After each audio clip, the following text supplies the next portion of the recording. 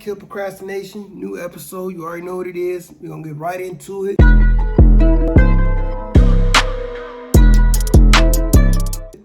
And I'm gonna explain what's going on right now, man. Very excited. Don't know if it's gonna go through, but you already know what it is, man. I wanna come on here, one, let you guys see that I'm not in the truck today. I'm off for a week, but I'm still working no matter if I'm off or not.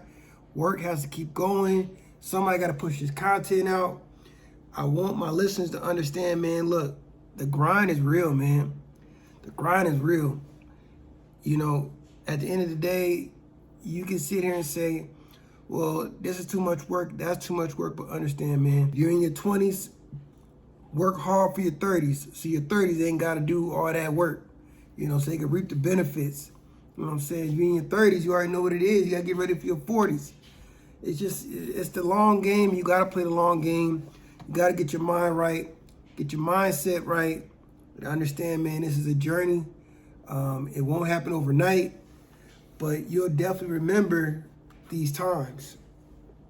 So let's talk about what's going on with Mike. Look, I saw a laundromat online on Craigslist, man. First off, how did I get to Craigslist? So I'm on TikTok scrolling, and this lady comes on and she has a 20-unit property, and she goes to the breakdown and she speaks about how she found it. And she said she found it on Craigslist. She said it was 2 parcels, but they were right next to each other and they were separated in sets of 10. So one unit was 10, the other unit was 10, but she bought the first one maybe 3 years apart from the second one. And I'm like, man, she went on Craigslist and found something, because that's the biggest thing. You guys gonna find out, like, you want to find a multifamily unit or a certain house you're gonna get a great deal on. It's most likely not going to be on the market. It's not going to be on Zillow or Realtor, because you have to understand all the eyes that are looking at those properties. Investors that are more savvy than you.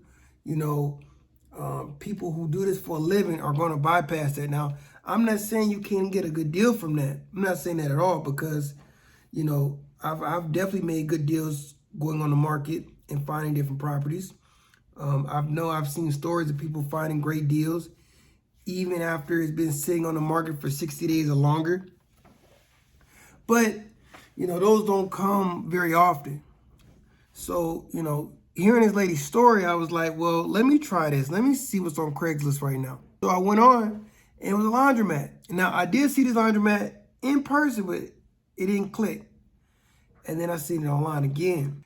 This resource, you can actually go on and you can actually see public record information on who owns what property. Now, you get to see their name, you get to see the address, you get to see the previous owners, you get to see what the assessed property value is. Sometimes it even has a phone number on it. And that's what I did. I looked at the assessed value of what the property was. It was $189. Now, these numbers aren't always accurate. Don't get me wrong. They're not always accurate at all. But, you take it with a grain of salt and you try to do your due diligence to see what's around in the market and say, that may be a fair price, right?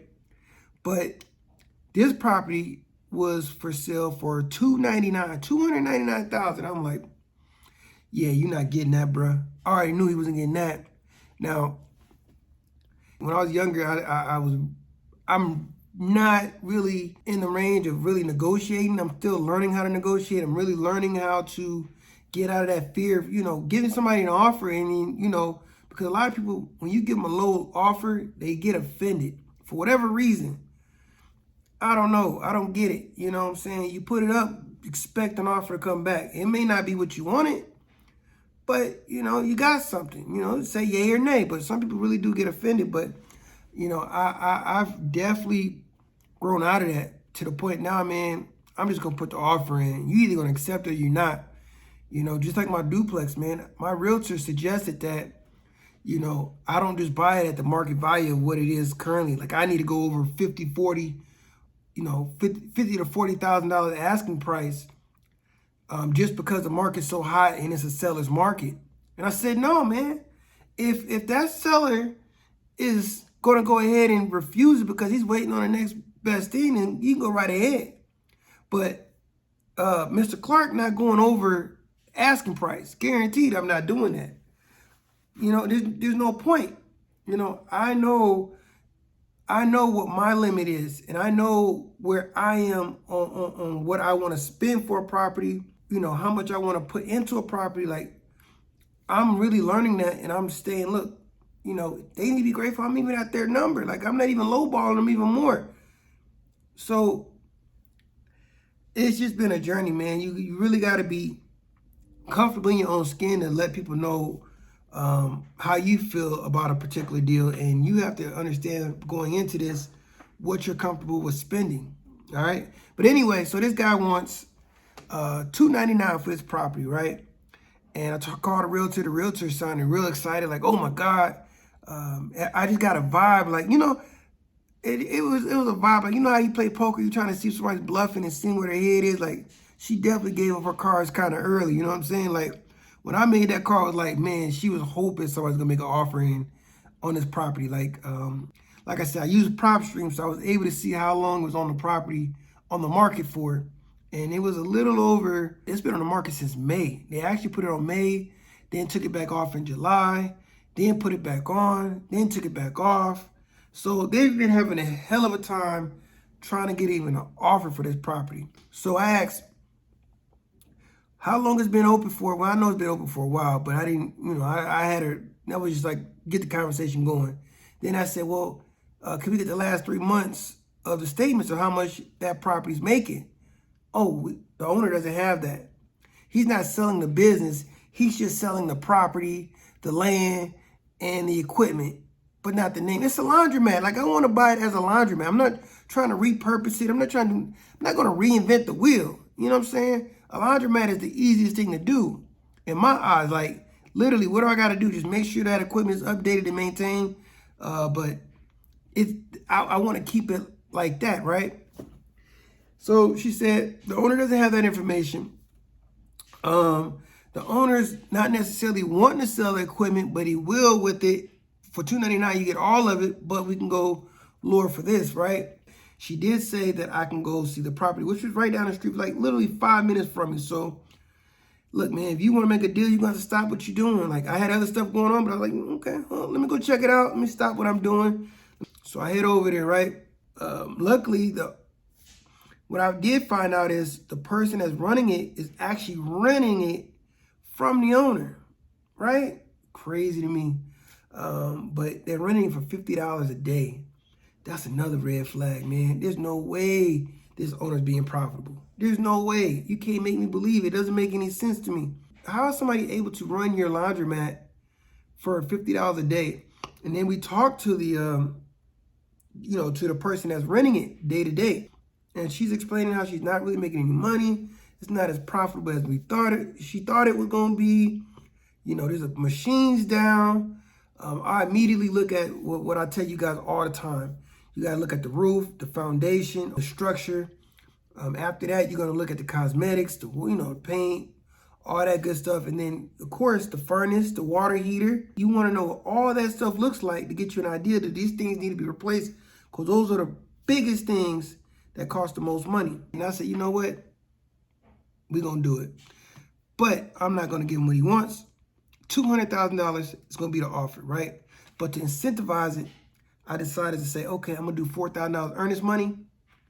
We're going to see if that entices him, like to show him, like, look, I'm ready to go. It's also owner financing, which he wanted to do 8%. I said, well, he want to do 8% for 5 years on a 20-year loan. And I'm like, and it's going to change in 5 years, and I don't know what it's going to balloon to. Nah, bro, if you own the property, it's going to be 8% fixed. Like, you ain't got no offers, man. I don't think you have any, I think you don't have any room to adjust in this deal. I'll find out tomorrow, but I'll let you guys know next week, hopefully, on a follow-up video what happened. Now, if he comes back and says, hey, we could do this, this, and this, and we might try to counter and do something. If he comes back and says, man, I'm not doing it, at least I got the practice in. And that's what this is about. It's about reps. It's about reps. It's about making deals. It's about evaluating it. And I can tell you that right now, you're not going to win every deal. And it's not expected to win every deal, man. It's just to help you get better in your public speaking. It's to help you get better in analyzing deals. It's to help you get better and just knowing what to look for.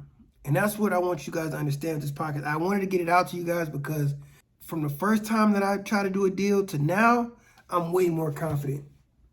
Like, you can hear it in my voice, man. I'm just so much more confident and just knocking this out and be like, look, this is what it is.